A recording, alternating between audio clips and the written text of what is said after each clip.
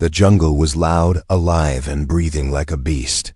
Green vines twisted around broken trees, and strange insects buzzed in the air. Thick fog hugged the ground, hiding what crawled beneath it. Somewhere in that mist, a man coughed and opened his eyes. His name was Ryan, a human soldier. His ship had crashed. The mission gone wrong. Now he was alone, lying half buried in leaves and metal parts. Smoke rose behind him, and the heat burned his back. He tried to stand, his legs shaking, his uniform torn. Something was moving nearby, not human, not friendly. He picked up a metal rod and looked around. The jungle answered with a deep growl. Ryan froze. His breath caught in his throat. Out of nowhere, a dark shape leapt from the trees and knocked him down. He raised the rod to fight, but the creature didn't attack. It was not an animal. It was her, a beastwoman, 7 feet tall, with wild gray fur, glowing yellow eyes, and armor made from bones. She looked part human, part something else. Her claws were sharp, her muscles strong, but she didn't strike. Instead, she growled. "Strip," Ryan blinked, thinking he heard wrong. "What?" he said, his voice dry. "Take off," she said, pointing at his clothes. "Now," he hesitated, backing away. "Who are you? What's going on?" he asked. "No time," she growled. "They track your scent, your blood, your heat." She stepped forward, eyes serious. "Strip or die." Ryan looked around, hearing the distant hum of something in the sky. Drones, maybe hunters. He pulled off his jacket, then shirt, feeling cold and exposed. She grabbed a pouch from her belt and smeared a thick, dark paste on his skin. It smelled strange, like burnt wood, mud, and sweat. She rubbed it over his chest, arms, neck, even his face. It was rough, but her hands were quick and practiced. "What is this?" he asked, flinching. "Blend," she said. "My scent hides you. Why are you helping me?" he asked, but she didn't answer. Instead, she pulled him behind a tree root. Deep in the mud, above them, a glowing drone floated past, silent and scanning. Ryan held his breath, heart pounding. When it left, the woman looked at him, eyes narrow. "Human crash here before," she said slowly. "They all die." Ryan tried to sit up, but pain shot through his ribs. She pushed him back down. "Rest. Move later," she said. He studied her face, her sharp jaw, her scarred cheek. "Who are you?" he asked again, softer this time. "Kelara," she said. "Ex-mercenary." Ryan remembered that name. There was a report of beast merc who betrayed her own kind to help humans.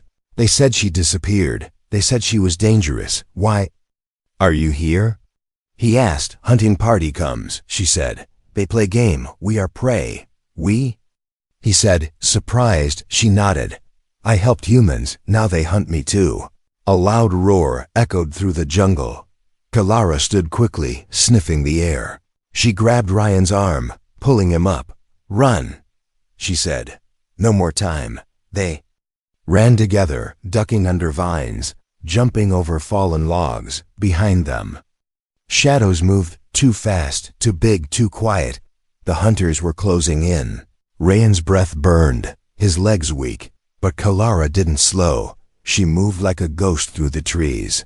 She led him to a rocky hill and into a narrow cave inside. It was cool and dark. She lit a small light from her belt, just enough to see. Ryan collapsed against the wall, gasping.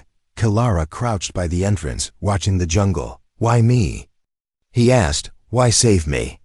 She didn't look at him. Instead, she said, "You are human. They think you are weak prey. But I saw what humans can do. You are not weak. You fight back." Ryan didn't know what to say. He felt like prey, but something in her voice made him sit straighter. Outside, another roar. Closer this time. Kelara turned to him, her eyes burning. "Next time you fight too," she said. "Not just run." He nodded slowly. In that moment, something changed. He was not just a soldier who crashed. He was part of something bigger now, something hunted, something dangerous. And Kelara, she was not his enemy. She was his only chance. Ryan woke to the smell of blood and smoke. His back was cold, pressed against stone, and something warm and heavy was lying across his chest. For a moment, he forgot where he was. Then he saw yellow eyes staring at him in the dark. Kalara, she had not slept. She was guarding the cave entrance like a silent statue, her body tense, her ears twitching at every sound. The jungle outside still growled and hissed. The hunters hadn't stopped. Ryan sat up slowly, muscles aching. His skin was still covered in that strange paste dye now, and cracking like old paint. He wiped some from his arm, but Kalara growled low. "Leave it," she said. "Still hides you." Ryan looked at her, eyes full of questions.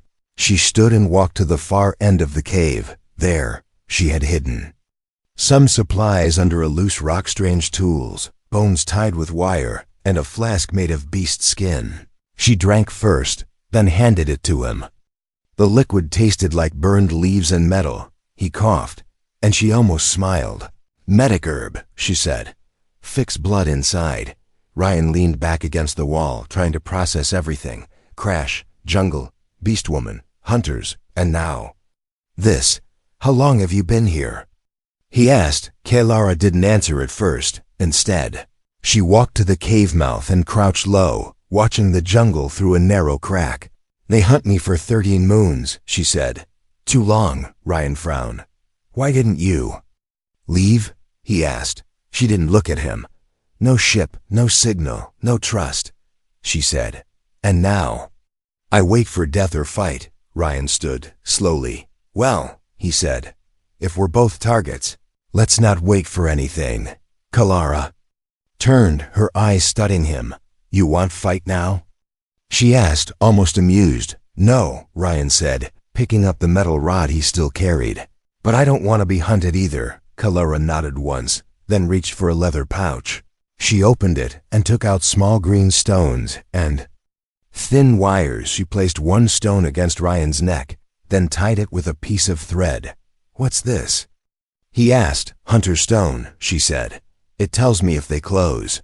The stone was warm against his skin, pulsing gently. He didn't understand how it worked, but he trusted her now. She'd saved his life, and for some reason she still was. "Why did you betray them?" he asked suddenly. "You're kind." Kalara went still.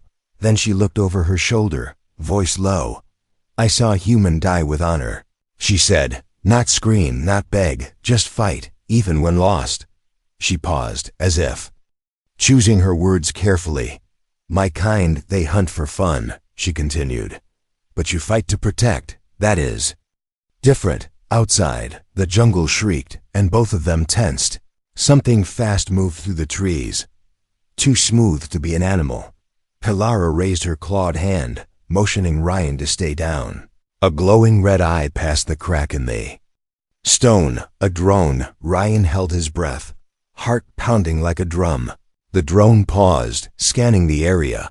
Then a voice came from it, robotic and cold. "Subject 315 escaped containment. All trackers converge." It flew off with a screech, but the silence that followed felt worse. Ryan turned to Kalara. "Subject 315, he whispered. "That's me, isn't it?" Kalara didn't reply. She simply stared at him, her jaw tight. Then softly she said, "They don't hunt you for game, they hunt you for study." Ryan felt the ground shift beneath his feet. "What do you mean?" he asked. Kalara pulled a broken datapad from her pack and tossed it toward him. He wiped the dust and blood from the screen. Images flashed, files, scans, symbols, then a map. Earth was marked in red. There were notes in alien script, and one sentence in English: "Human specimen. High threat potential." Ryan stared at it. "They planned this," he whispered. "The crash wasn't an accident." Kalara nodded. "They bring you here to see what you do, how long you last." Ryan clenched his fists, rage and fear mixing inside him. "They want a show," he said. "Let's give them one." Kalara bared her teeth in a grin. "Yes," she said. "Let's make them bleed." The jungle had gone quiet, too quiet. No birds, no insects, not even wind in the trees. It was the kind of silence that came right before something violent. Kalara sniffed the air and growled low in her throat. They are near, she said. Too near. Ryan tightened his grip on the metal rod. His heart thumped like a warning drum in his chest. The stone on his neck pulsed faster once, twice, then steady. The trackers had found them. They left the cave before sunrise, moving fast through thick vines and mud. Kalara led the way, silent as a ghost. She moved with purpose, her eyes scanning every tree. Every shadow. Ryan followed, low to the ground. Still covered in dried camouflage paste, he didn't feel like prey anymore. He felt like bait. They crossed a shallow stream, the water glowing faint blue under alien moss. Then they saw the first body. It was a beast-kind mercenary, just like Kalara but torn apart. Claws had ripped his armor like paper. His blood had soaked into the roots around him.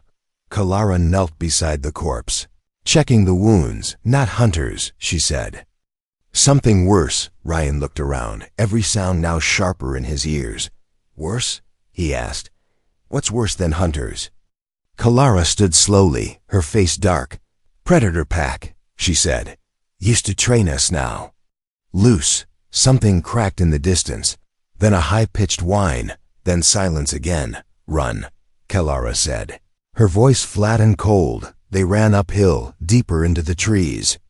Ryan's legs ached, his lungs burned, but he didn't stop. Behind them, the sounds returned: wet footsteps, low snarls, and a metallic hiss. They reached a ridge and dropped behind a moss-covered boulder. Kalara reached into her pouch and pulled out a set of bone blades. She handed one to Ryan. I'm not trained, he said. You learn fast, she replied, or you die fast. The first creature stepped out from the trees. It was tall, armored, its body covered in black scales and wires. Its eyes glowed orange, its mouth opened sideways with clicking teeth. It wasn't just hunting, it was testing them. Kalara didn't wait. She launched forward, her claws flashing in the sunlight. She slammed into the predator with a roar, and they both vanished into the undergrowth. Ryan stood frozen for a second. Then another creature appeared, smaller but faster. It hissed and ran toward him, arms wide, blades extended.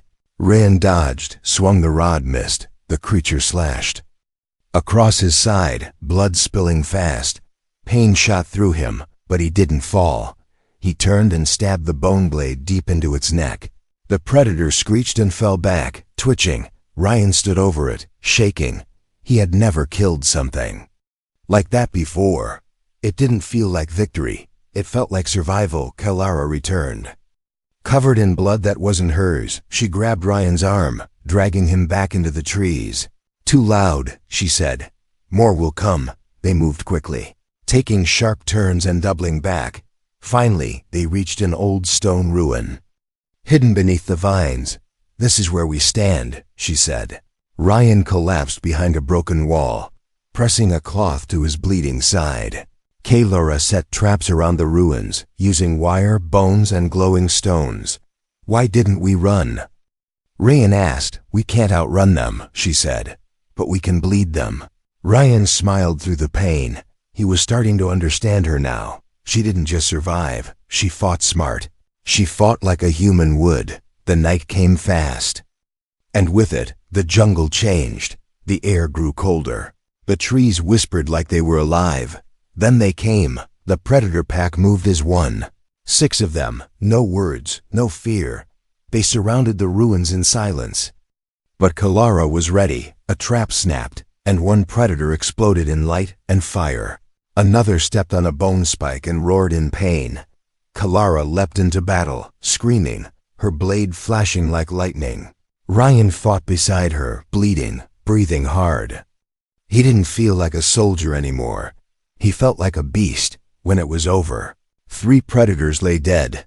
The rest vanished into the jungle. Kalara leaned against a wall, wounded but smiling. You did not run, she said. Ryan nodded, his voice low. I'm tired of running. They sat in silence as the moon rose above the trees.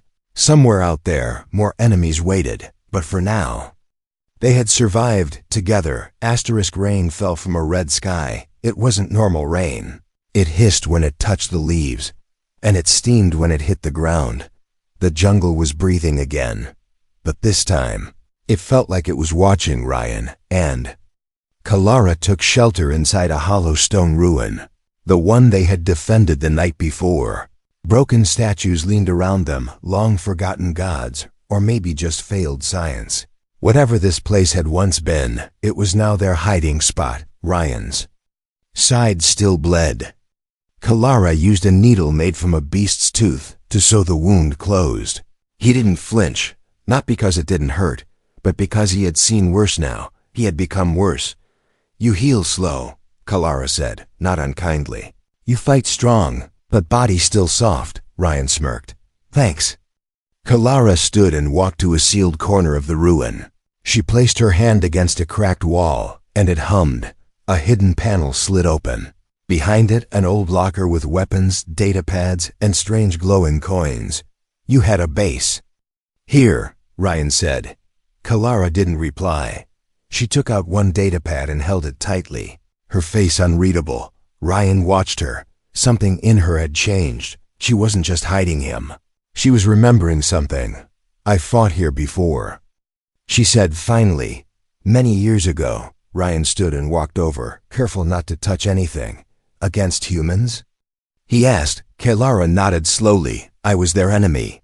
I hunted your kind through these trees." She powered on the datapad. A video flickered to life, grainy, shaky, recorded from a beast-kind helmet.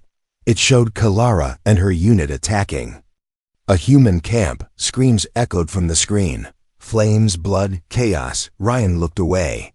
Kalara watched it all, her face tight, her jaw clenched. Then she shut it off. "I believed what they told me," she said. "That humans were animals, weak, greedy, wild." Ryan said nothing. The silence between them was heavy. Finally, Kalara turned to him. "Then I saw one human mother, her ship was burning, her child trapped." Kalara's voice softened. "She ran into fire. Didn't care for her life. She just screamed one name over and over." Kalara touched her chest with one clawed finger. "That scream stayed here," she said. Ryan sat down beside her. "I guess we all scream for something," he said. They didn't speak for a while. The rain outside faded into soft drips. The jungle was sleeping, or pretending to. Then Ryan picked up a cracked helmet from the locker. It had a human logo, an Earth mission badge with a red line scratched through it. "This wasn't just a hunt," he said. "They planned to wipe US out," Kalara nodded. "They called it Project Purge," she said. "Test the humans, study them, then erase the strong ones." Ryan clenched his fists. He wasn't just a soldier anymore. He was a test subject, a lab rat in a jungle maze. And Kalara she was. A weapon built for hunting his kind. But now she was his ally, and maybe more than that. "You could have let me die," he said. Back at the crash, Kalara looked at him, her yellow eyes softer now. "I don't know why I didn't," she said, "but I'm glad I didn't." Outside, something howled, not close, but not far enough either. The jungle wasn't done with them. The shadows were still full of teeth. Ryan stood and grabbed one of the older rifles from the locker. It still had energy left in the charge. He tossed a small knife to Kalara, who caught it without blinking. "So what now?" he asked. Kalara stared into the dark trees. "Now we stop running," she said. "Now we hunt the ones who made the maze." Ryan nodded. He was tired of hiding, tired of being prey. It was time to flip the story. The shadows had taken enough. Now they would fear what lived inside them. There was something in Ryan's skin. He could feel it pulsing now, slow, steady, wrong, like a second heartbeat, not his own. It started after the last fight, a dull buzz under his ribs, like static. He had thought it was just the pain or fear. But fear didn't glow beneath your skin. Kalara noticed first. Her ears twitched every time he moved. She stared at him longer than usual, like she was listening for something he couldn't hear. "Lie down," she said. "Now," Ryan frowned. "What's going on?" Kalara didn't answer. She pushed him down near a patch of soft moss and pulled out a thin black tool, needle sharp and glowing faint red. He grabbed her wrist. "What are you doing?" You carry signal, she said. Beacon is inside. You, Ryan froze. What? They marked you, she growled. Before crash, they put a tracker in your body. He stared at her, confused and angry. No one told me anything. Why would my own people do that? Kalara's voice was hard. Not your people. They're spies. You are experiment. They wanted to see what would happen when the prey didn't know it was tagged. Ryan let go of her wrist. He was shaking now, not from fear of her, but from the truth. All this time, he thought he was hunted by strangers. But maybe the game started long before the jungle. Remove it, he said quietly. Cut it out. Kalara nodded once. This will hurt, she said. Ryan gritted his teeth. Do it anyway. She slid the needle under his skin. Just below his ribs, the pain was white-hot, sharp as fire. He screamed but didn't move. His hands dug into the moss, fists clenched. Then click, she pulled out. A tiny glowing shard, no larger than a tooth. It pulsed once, then stopped. Ryan stared at it. That thing got me hunted? Kalara held it up. This thing almost got you killed. She crushed it under her heel, grinding it into the stone. But Ryan didn't feel any better. He felt hollow. I trusted my mission, he said, voice shaking. I trusted my command. Kalara looked at him. Then trust is your weakness. Her words cut deep. But he couldn't argue. He had come here thinking he was part of something noble, a peacekeeping force, a rescue mission. But it was a lie. Who else knew? He asked. Back on the ship, did my team know? Kalara said nothing. The silence was enough. Ryan stood, body still aching. Why didn't they just kill me? Kalara stepped beside him. They wanted to watch you. They wanted to see if humans break. He looked into her eyes, but I didn't. No, she said. You bled, you screamed, you ran, but you didn't break. The wind shifted. Suddenly the jungle smelled of smoke again. A low hum echoed through the trees, something big. Coming fast, Kalora's eyes narrowed. They know the beacon is gone, she said. They'll come harder now, faster. Ryan checked his gear, a worn rifle, 2 bone knives, and an old combat pack. He looked at Kalara. What's the plan? She bared her teeth. We don't wait for them. We hit first. They moved north, deeper into the jungle where the trees grew black and tall. Kalara led him to an old drop zone, once used to deploy merc squads. There was an antenna half buried in the dirt, sparking with weak energy. This, she said, we can turn it, send signal back. Let them know you are not prey. Ryan helped her fix the antenna, fingers trembling but sure.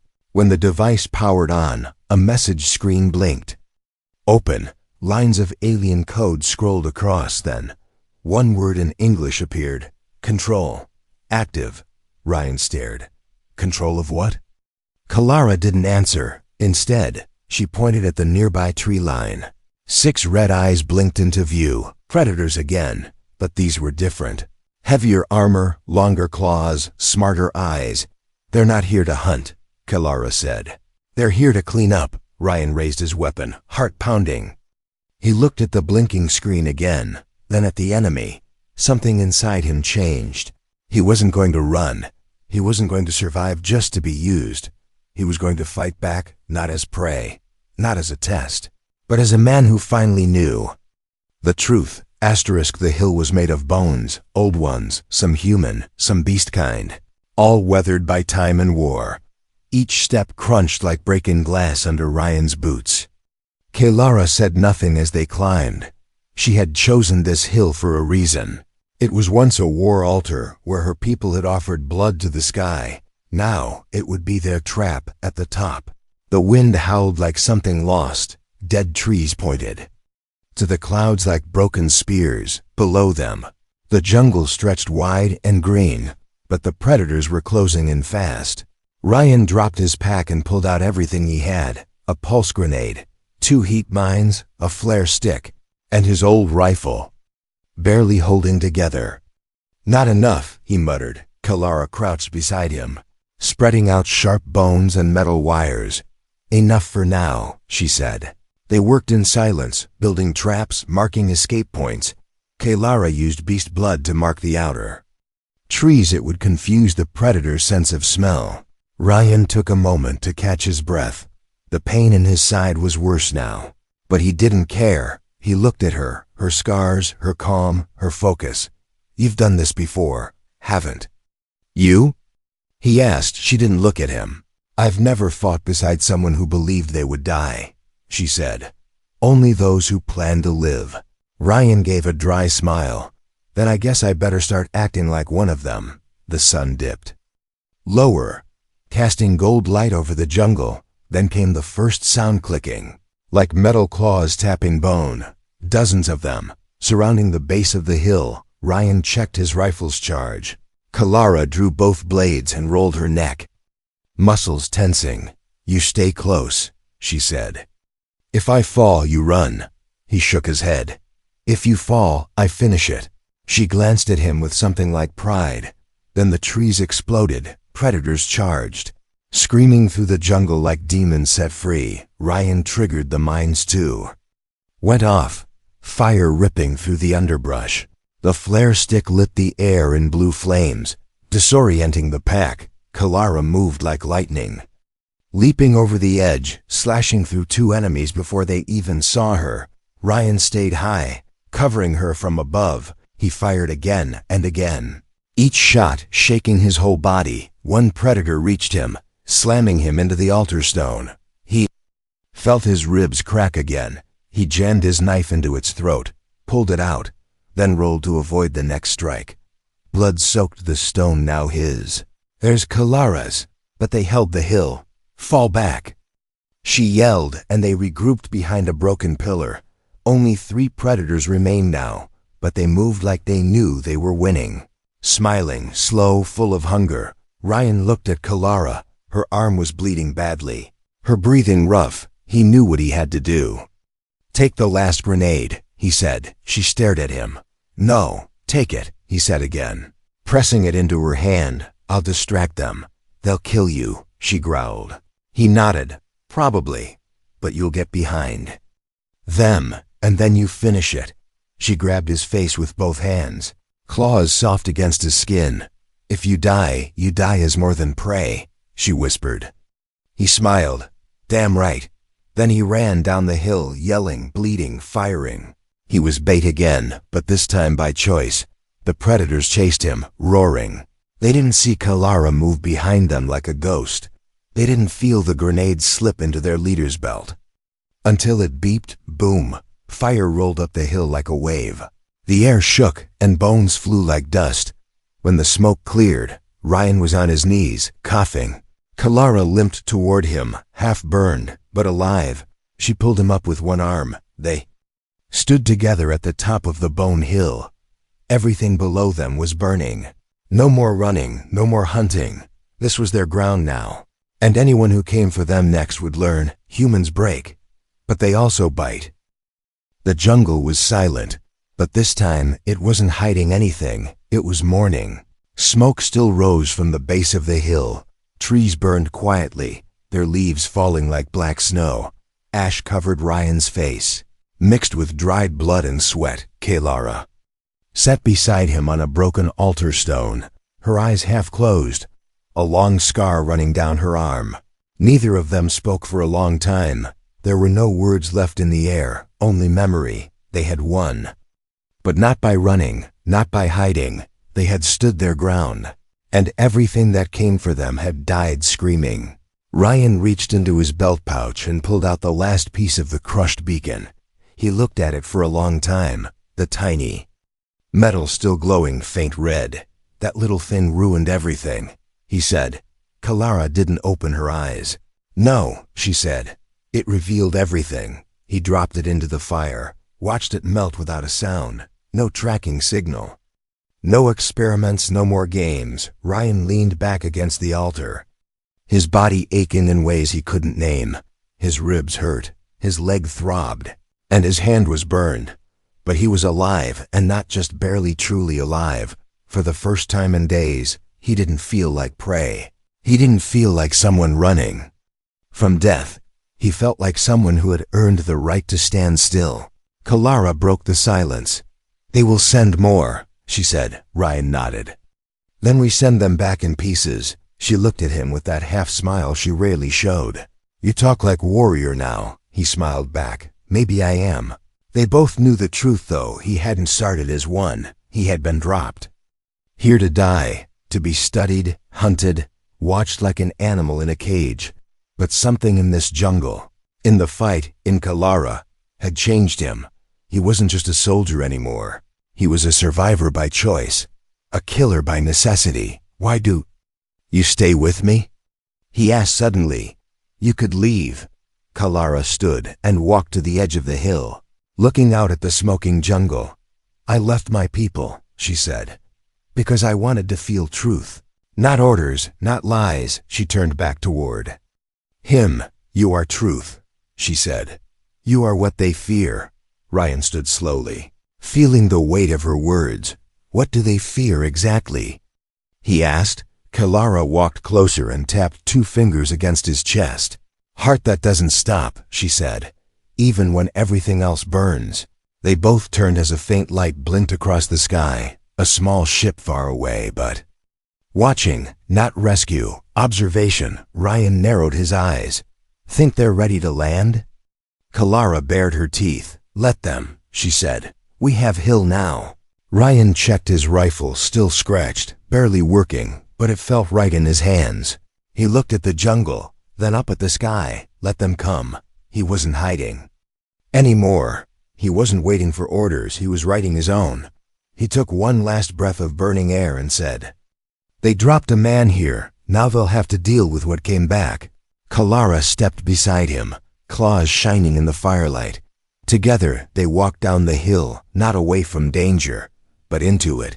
2 shadows against the flame. One beast, one human, but no prey, not anymore.